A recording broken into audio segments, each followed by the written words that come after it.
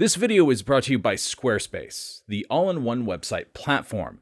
More about them later in the video. Some called him the Mad Hatter, others the one-man army or the Lord High Executioner. One thing was certain about Albert Anastasia. He left a trail of bodies in his wake, perhaps more than any other mob boss. Whether he was just a low-level street thug in charge of Murder Incorporated or running his own family, Anastasia only knew one way to solve his problems: violence. The NYPD closely linked Anastasia to dozens of murders. He was arrested for 5 of them, tried in a court of law for 2, and even sentenced to death for 1 of them, and yet none of them proved to be his downfall. Welcome back to Biographics. I'm your host, cosmic horror author Eric Malachite, and today's script was brought to you by Radu Alexander, so be sure to show him some love in the comments as you deploy your like, subscribe, and ring that bell, and share this video with someone who loves learning about historical figures.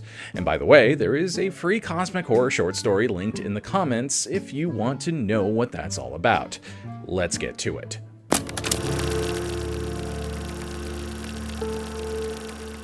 Umberto Anastasia was born on September 26, 1902, in the small resort town of Tropea, Calabria, Italy, to Bartolomeo Anastasio and Mariana Polistena. He was part of a large family. Exactly how large seems to be uncertain, but he had as many as 11 siblings. That's a lot of mouths to feed on his father's salary as a railroad worker, and things got significantly worse for the family when Bartolomeo Anastasio passed away shortly after World War I. The elder brothers had to find jobs to support their mother and siblings, so when he was 15, Umberto decided to forego his education in order to work aboard a freighter alongside some of his brothers. He did this for a while, until a golden opportunity presented itself that was too enticing to pass up. In 1919, the ship Umberto was working on docked in New York Harbor. With a land of rich opportunities revealed in front of them, the Anastasio brothers decided to leave the past behind them and begin anew in America. They found work as longshoremen on the Brooklyn waterfront. As far as we can tell, there were 4 brothers at first: Umberto, Antonio, Gerardo, and Giuseppe, later joined by a 5th one, Salvatore. They soon discovered that the docks were a dangerous place controlled by the mob. This was fine by them because the Anastasio brothers could be dangerous men, particularly Umberto, who took to crime like a duck to water. He only understood one thing: violence. For Umberto Anastasio, it was the cause of and the solution to all of life's problems. Unsurprisingly, it did not take very long before Anastasio claimed his first victim, that we know of. In 1921, he killed a fellow longshoreman named George Torino. The exact reason why he did it and the details behind the crime have been obscured, but there is one thing we know for sure: Umberto was arrested, convicted, and sentenced to death for the murder. On March 17, 1921, he was sent to Sing Sing prison for a date with the electric chair. For a while, it looked like this would be the end of the line, but fate threw him a bone. Due to a technicality, he was granted a retrial, and by the time it started, several witnesses either disappeared or didn't want to testify anymore. So, after 11 months in prison, Umberto Anastasio was a free man. And one more thing. While incarcerated, he decided to Americanize his name a bit, ostensibly so that his family back home wouldn't find out about his extracurricular activities. Now, he was Albert Anastasia. If you want your business to be as successful as the mob, then you're going to need a snazzy website. And the sponsor for today's video, Squarespace, has you covered. Squarespace is the all-in-one website platform, perfect for entrepreneurs and hobbyists alike. Recently, I needed to make a simple website for a tabletop RPG I'm developing and playtesting to make looking through the rulebook easier. And it was beyond simple to add sections, format, and even incorporate my existing knowledge of CSS and HTML, though you don't need any knowledge in that area at all. And it's all thanks to Squarespace's innovative Fluid Engine. The Fluid Engine makes it easier than ever for pretty much anyone to dive in and make a beautiful website. Answer a few questions about the goals you'd like to accomplish with your site, choose a template, and get dragging and dropping elements onto your template. But that's not all, because if you're working on a long-term project like the tabletop RPG I just mentioned, Squarespace makes it easy for you to create members-only content for your community, monetize your project by selling access to online courses, blogs, videos, and memberships. Start with a fully customizable website and earn recurring revenue by gating your content behind a paywall. Simply set the price and choose whether to charge a one-time fee or subscription for access. And then you can use Squarespace email campaigns to make it easy for you to spread the word about your project, engage with clients, promote your services, and grow your business. Plus, if you're also as busy as I am, you could even set up email automations to stay connected, nurture leads, and save time. Ready to get started? Head to squarespace.com/biographics for a free trial, and when you're ready to launch, use offer code biographics to save 10% off your first purchase of a website or domain. Now, back to the video.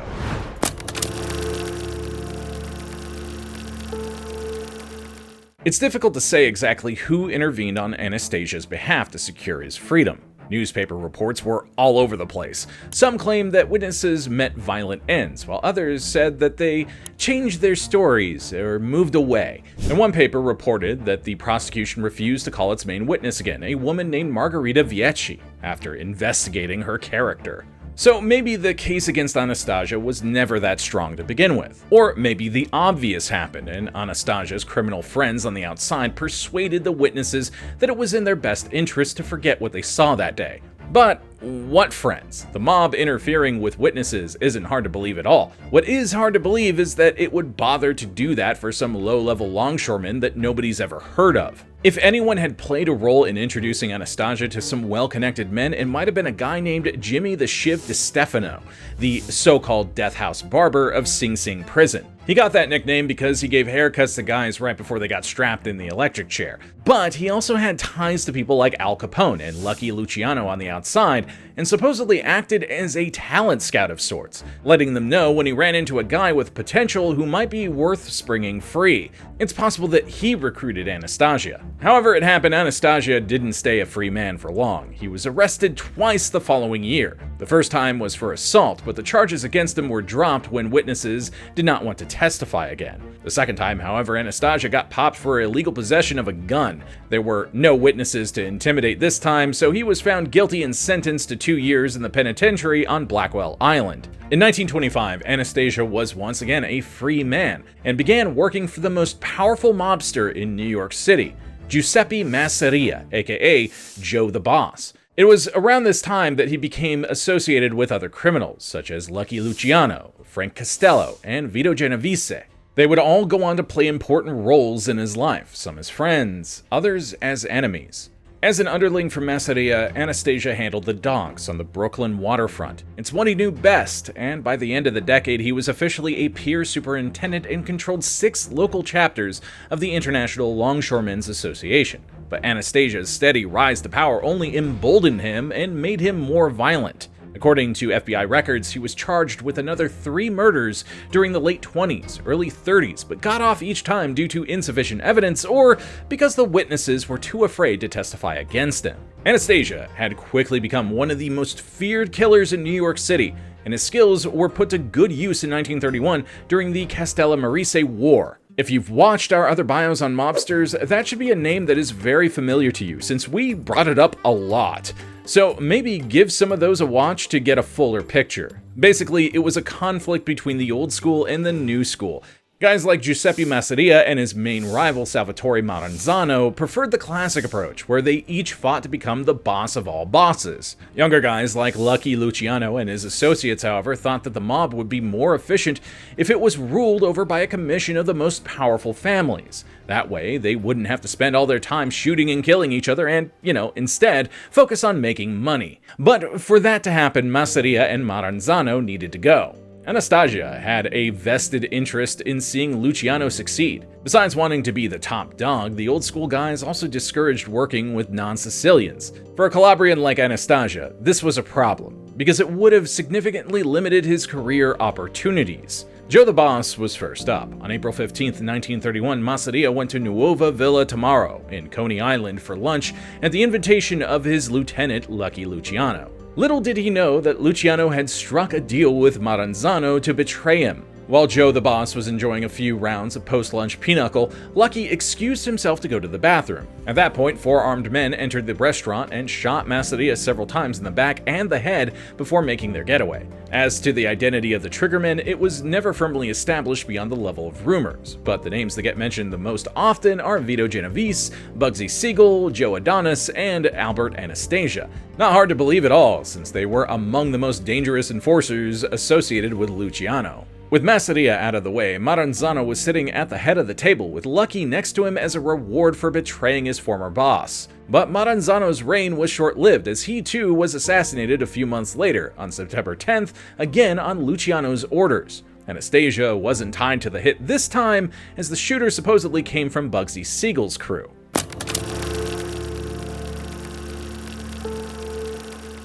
With both Maranzano and Anastasia gone, organized crime in America saw a drastic redistribution of power as the National Crime Syndicate was born, governed by the Commission, which consisted of the most powerful crime families in the country. And of course, the head of the Commission, who was the boss of the most powerful family, was Lucky Luciano. For his part, Anastasia was made a lieutenant in the Mangano family, headed by Vincent Mangano with the help of his brother Philip.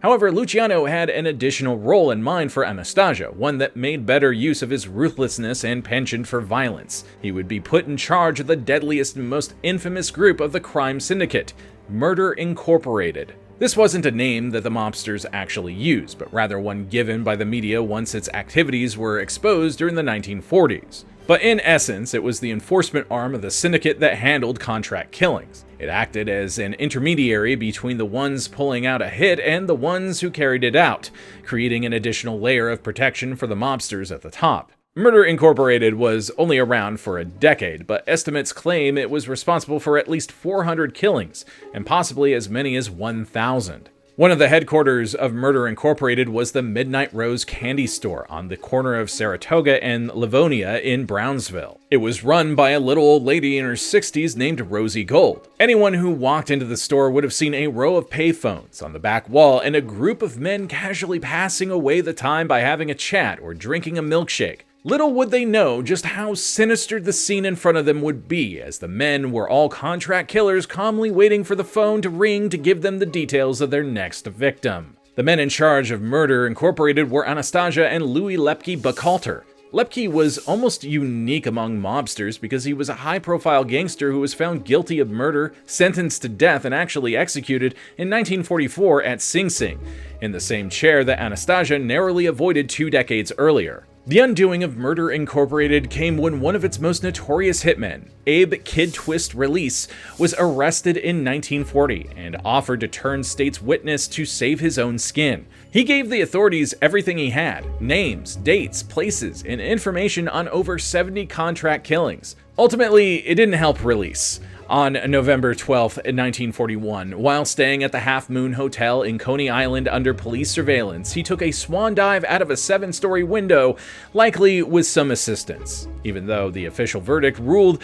that he fell accidentally while trying to escape. Anyway, Release was dead, but not before supplying the police with the information needed to bring down Murder Incorporated. Most of its prominent members ended their lives either in prison or in the chair, including the aforementioned Lepke Buchalter. But not the Mad Hatter, who got lucky again. District Attorney and future New York Mayor William O'Dwyer built a case against him that relied heavily on Release's testimony. So when Release went out the window, so did the chances of convicting Anastasia.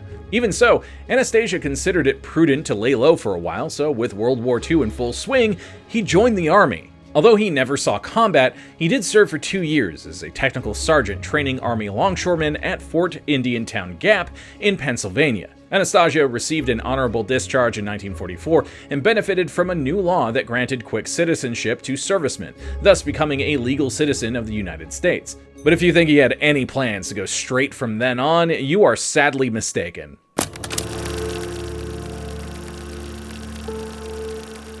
All the time while Anastasia was in charge of Murder Incorporated, he was also working for the Mangano family, eventually becoming underboss to head honcho Vincent Mangano. But the two never really got along. Anastasia was always more chummy with guys from his own generation, like Luciano and Costello, whereas Mangano was one of the few old-school mobsters who stuck around after the Castellamarese War.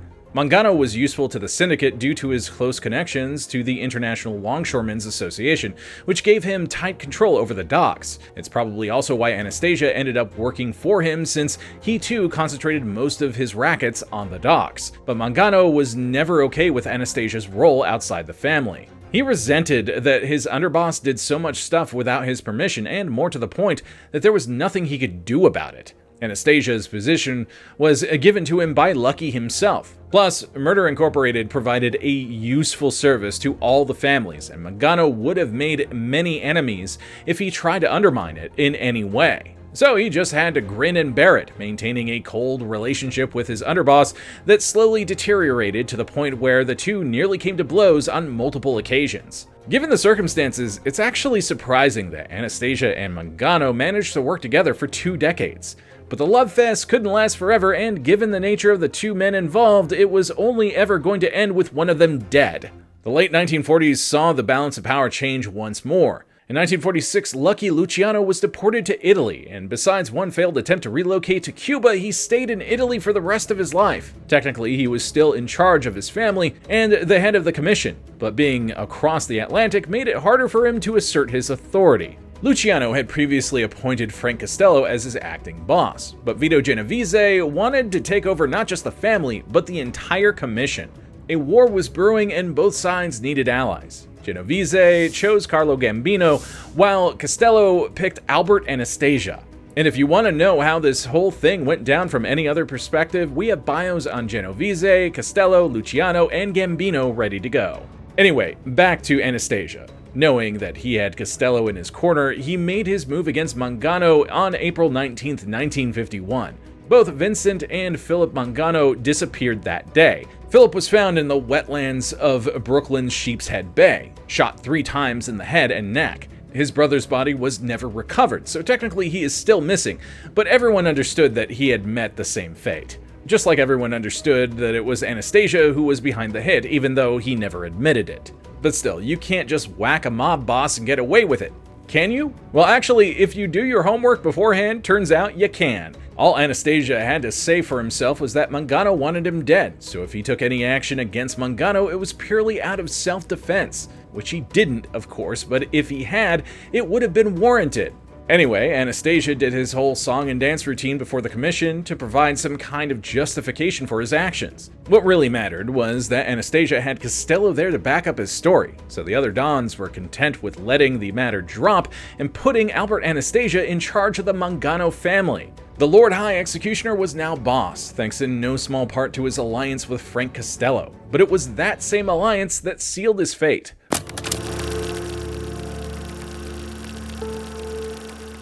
During the 1950s, Anastasia was the head of his own family, with a guy named Frank Scalice acting as his underboss. But Anastasia was about to learn that holding onto power can be a lot harder than getting a hold of it. First off, the authorities were hot on his trail. They tried to get him with the Al Capone special, tax evasion, but only managed to obtain a 1-year sentence plus a $20,000 fine. They then tried to have him denaturalized and sent back to Italy. It worked for Luciano, so why not Anastasia? Again, they were somewhat successful. Initially, the court ruled in the government's favor, but the ruling was overturned on appeal in 1956. Given more time, the authorities might have found a way to rid themselves of Anastasia, either by putting him in prison or deporting him, but he simply didn't live that long. Ultimately, it was a threat from the inside that did him in. Just as Anastasia plotted against his Don when he was underboss, so did his own lieutenant Carlo Gambino conspire against him. He had allied himself with Genovese, who intended to take down Costello. Genovese was confident that with Costello and Anastasia out of the way and Luciano far away in Italy, there was nobody else who could stop his ascent to the top.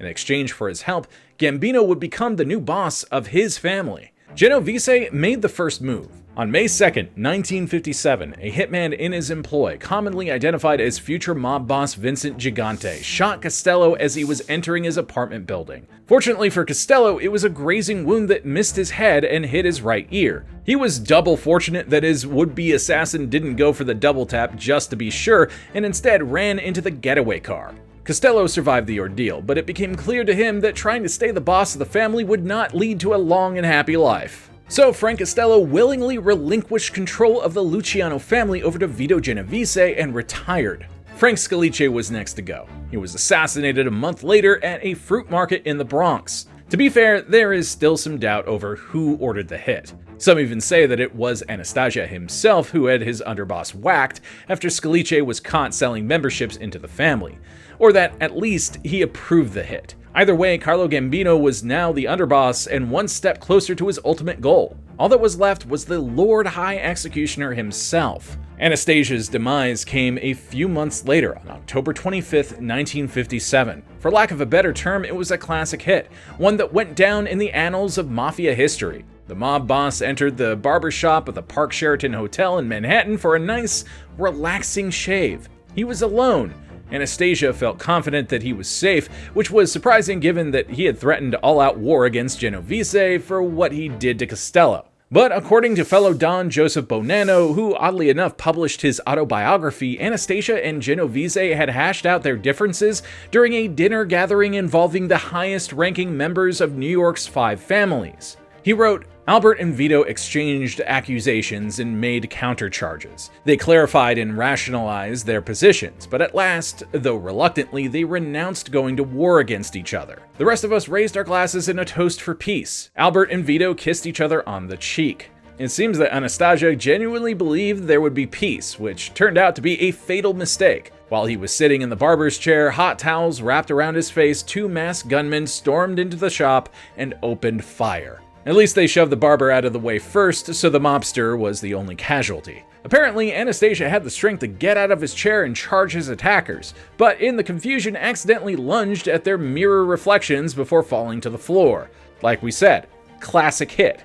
This time, the shooters plugged a few more bullets into the body to make sure the Lord High Executioner was dead before making their escape in the getaway car. We're not really sure who killed Albert Anastasia. Obviously, Genovese and Gambino were involved, but the rumor is that the shooters came from the Profaci family, who were also in on their alliance. Profaci family hitman Crazy Joe Gallo bragged about taking the contract, telling a police informer named Sidney Slater that he should call Gallo's crew the Barbershop Quintet. With the Mad Hatter dead, the power struggle raged on. Vito Genovese would go on to win the war, although Costello and Luciano would have their revenge. But ultimately, it was Carlo Gambino who came out on top above all the rest. And if you want to know how he did that, you can find out the conclusion in our bio for Carlo Gambino. I hope you learned something today, and if you enjoyed today's video, be sure to deploy your likes, comment a historical figure or gangster we haven't covered yet. Subscribe and ring that bell, and share this video with someone who loves learning about historical figures and gangsters. I'm Eric Malachite, and we'll see you next time.